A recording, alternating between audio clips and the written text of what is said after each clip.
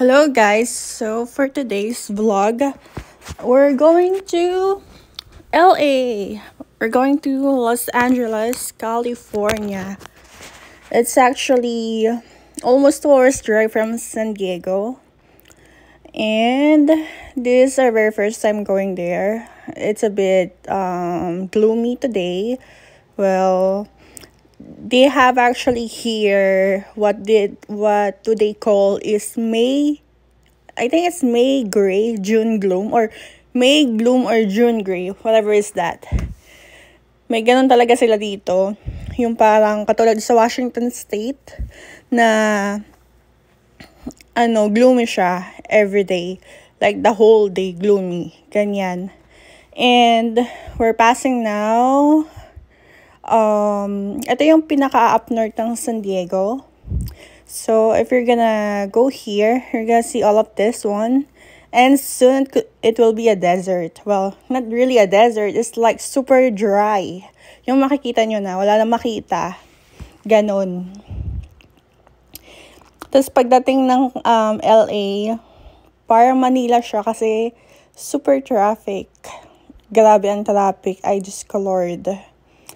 But, we are so excited. So, ito na. Medyo malapit-lapit na kami. Papuntang LA. And, hoping na gumanda yung araw, hindi ganito, para mas okay mag-picture, tsaka para mas ma-enjoy, ganyan. So, few more, I think only 30 more minutes before we headed to LA. Actually, it's almost 2 hours and 20 minutes kasi papunta kami ng Santa Monica in LA. So, yun ang uunahin namin. Punta kami ng Santa Monica. Yung where the bridge tuloy. Yung may walkable sa beach. At saka, kakain din kami doon. Andun yung, Route 66, yung may mga route kasi na need mong i-complete in the whole US. May mga ganyan na sila. I think yung next one ay nasa Arizona. I'm not sure. I just saw it somewhere in FB or IG. Like, some people do that. They actually try to... so, ito na yun. Malapit-lapit na ata kami. Hindi ko sure kasi all of these vlogs are from last year. So, para kahit paano, hindi naman mabura para ma-upload ko na yung iba din. So, ayan. Ganito yung makikita nyo guys pag papuntang LA. From San Diego. I'm not sure about other parts of California, itsura. But for sure, because there's a desert in California. And talagang desert to, wala kang makikita. Kaya super, ang cost of living doon, super baba or hindi ganun kataas. Hindi lahat ng California mataas ang cost of living. Partly in San Diego it is.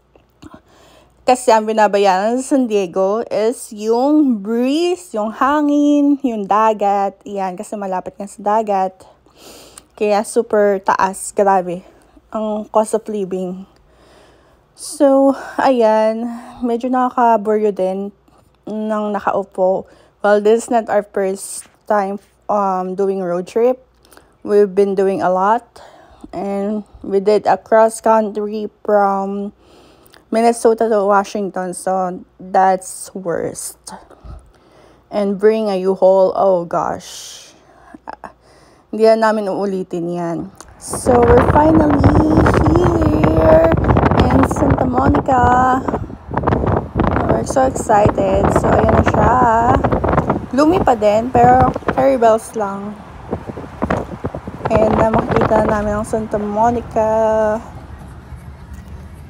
Na we're walking, tapos lang namin i-park yung kotse. And we're going on the beach and see what do they have it there. Also, magpipicture taking, ganyan.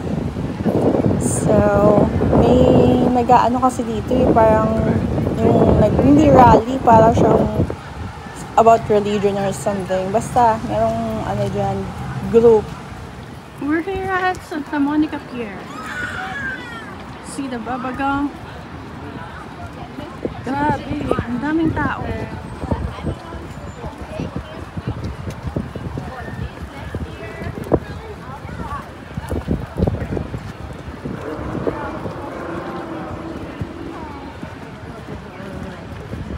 Kaya pala nila sinarado to. Kasi ito yung parking dapat.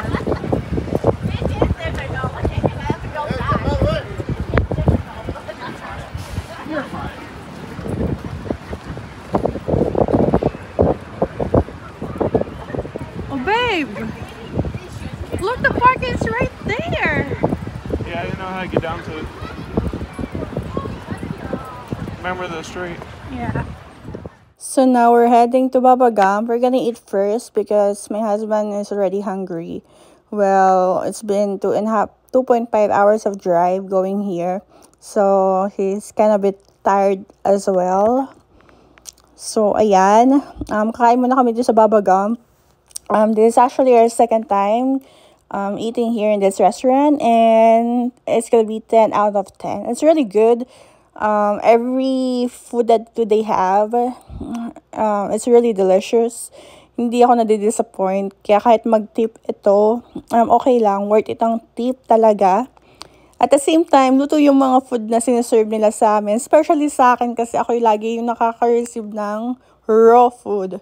Kung di hilaw na kanin, super hilaw na steak or meat, whatever. Kaya dito, hindi ako nade-disappoint talaga. Super sarap nila magluto, as in.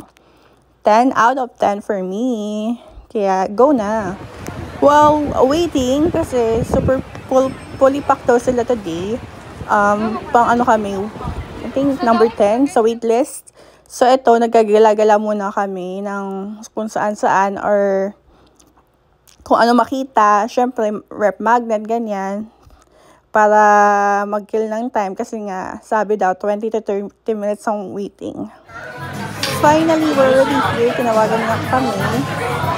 So, we're just gonna order. We can wait to get in and eat. We're super hungry. So, we're here in the Lakma Museum. Ayan. May ano bayad dito? I think $20. Yeah, it's $20 or $10. I forgot already. Pero, ayan, hindi dapat ito yung pupuntahan namin. Ito yung lights na pupuntahan. Ito yung walang bayad na budol kami dito. Ito, libre lang yan. So, we're here in the Walk of Fame. Medyo hindi ko nagustuhan dito, guys. From my experience lang, hindi ko bet ang downtown ng LA. Hindi ko sure kung ganito ba lagi sa downtown. It smells weird for me. It's super mapanghe. And then we're finally here in Portos. Gladly, my friend told me to order it online because it's fully packed every time we go in the store. So I've been just waiting for my order.